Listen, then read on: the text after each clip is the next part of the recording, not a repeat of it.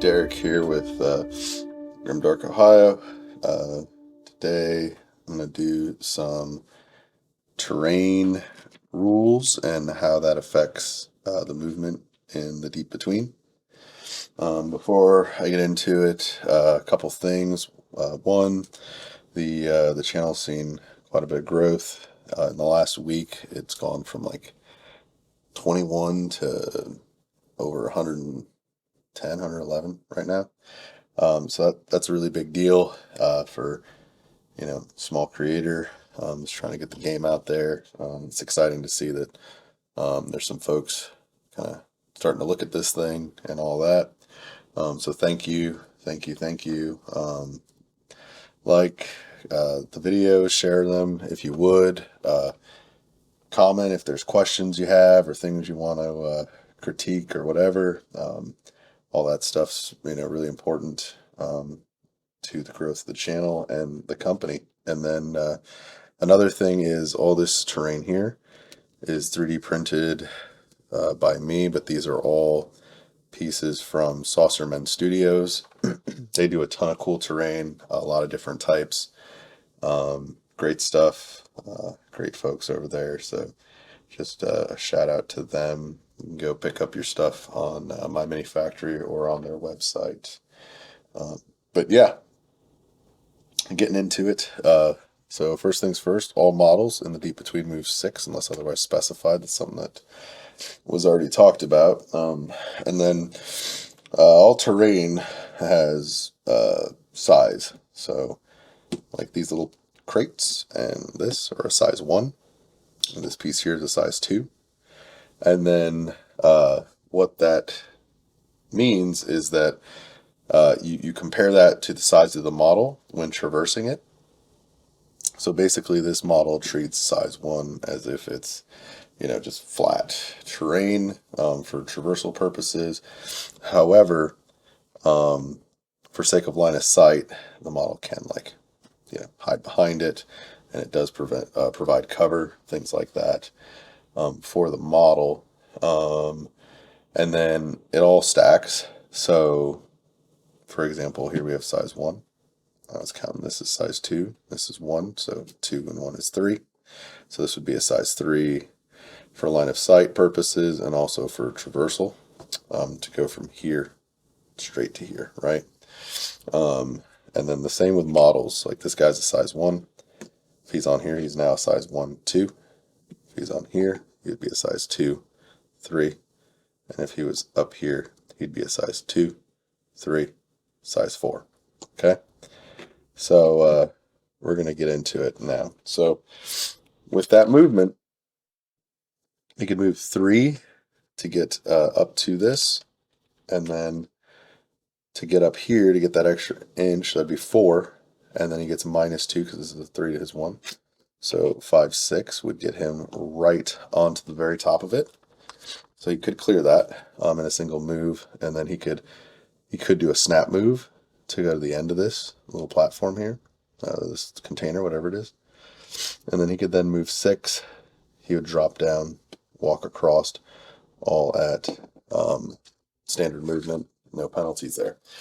Now the game, as you can kind of see here from the board, you can be pretty mobile. You're not always going to want to snap move and things like that. We're just showing an example of like if you were to just hoof it, right? How far you could move. This demo board is 2 foot by 2 foot, so it's when you're talking this guy moving pretty close to 15 inches if there was 15 inches if there was nothing in the way for traversal. That's a pretty big distance. So there's a lot of mobility in the game.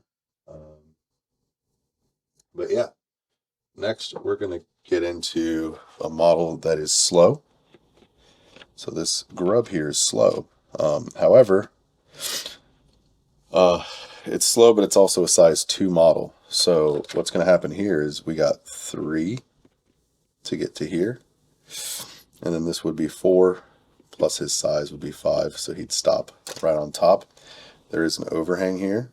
That is a legal move as long as you're not like trying to like balance the model, and it's going to fall off every time something touches it. But that's the kind of thing you have to agree with you and the opponent. I think in the rules, I worded it something. The rules something like I said I fit. If the model fits comfortably, it's a legal placement. So then, if he were to do the same thing as the breacher, he could then snap move, but he couldn't clear this, right? And here he's going to be teeter-tottering. So he'd only make it to that point in the pipe. The alternative was to go this and then snap move up and over, but same thing. He couldn't clear it. So the best he could do is here. Okay. That's just showing that even though he was a size 2, which meant he had less of a penalty back here for clearing this piece of terrain, being that little bit slower, really did affect him. Next, we have one of the Vays. These guys are really cool because they have like a temporal step, where they basically kind of like a teleport. So you can place one of these bad boys 6 as an action. That is different than an actual movement. It's an action. So, and then you could always still do your snap move down, and then he would move 5 for being slow, and he ends up pretty close to about where the breacher was. I don't think you could do it any different to get any further, because he really just cleared and just made a straight shot. But we could also snap, right? And then do that place, boom. And then that move, same thing. The only reason you might want to change your progression was like, let's say maybe there was a model somewhere, like say there was a breacher up here, and you maybe wanted to do that teleport to just end up over there, not quite enough to clear it, so you'd probably have to snap and then do that place, which is, he's got more than enough, he could end up over here. And then for his last action, he could then attack, or counter to that, like with this breacher, you could do like the normal move to get up here, take a shot, and then do a snap action to like drop down. Now you're behind line of sight. That's what makes the game really fun and dynamic, is those snap actions. You can use them to either really push a turn and keep things going, or you can use them for reactive skills, or at the end of a round, you can do them in the snap phase. So next we have the swashbuckler here.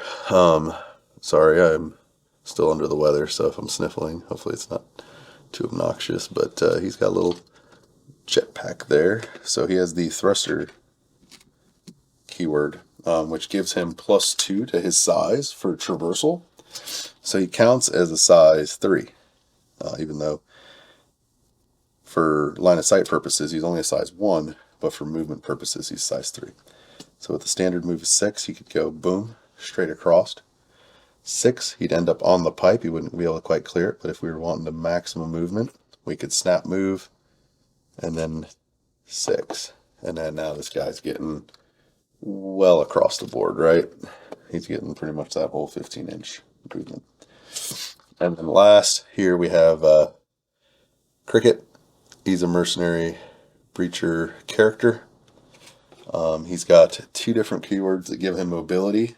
He has fast, which means he moves at +1. It's kind of the opposite of slow. And then he also has pneumatic legs. He's got little robot legs there.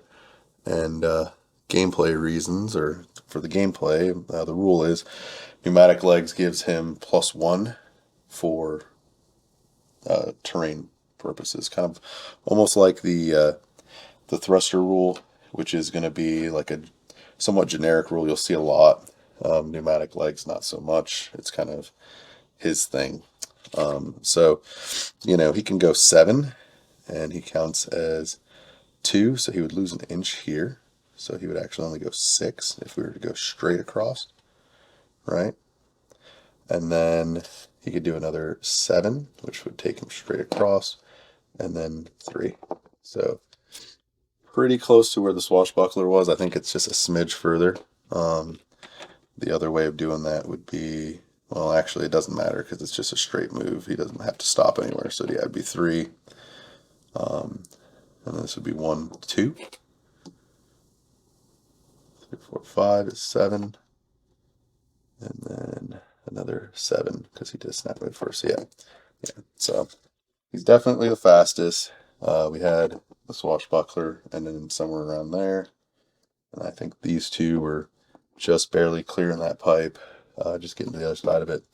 And then the adorable but not so athletic grub tailing down the back. So that's just an idea of, in one turn, a model moving completely flat out in speed. It's a difference of 5. But, in the case of this guy here, although he did end up significantly further away than the grub, it's 2 keywords there, right? 2 special rules. So that's part of his kit. So where a model excels in one place, they're obviously going to not do so well in others.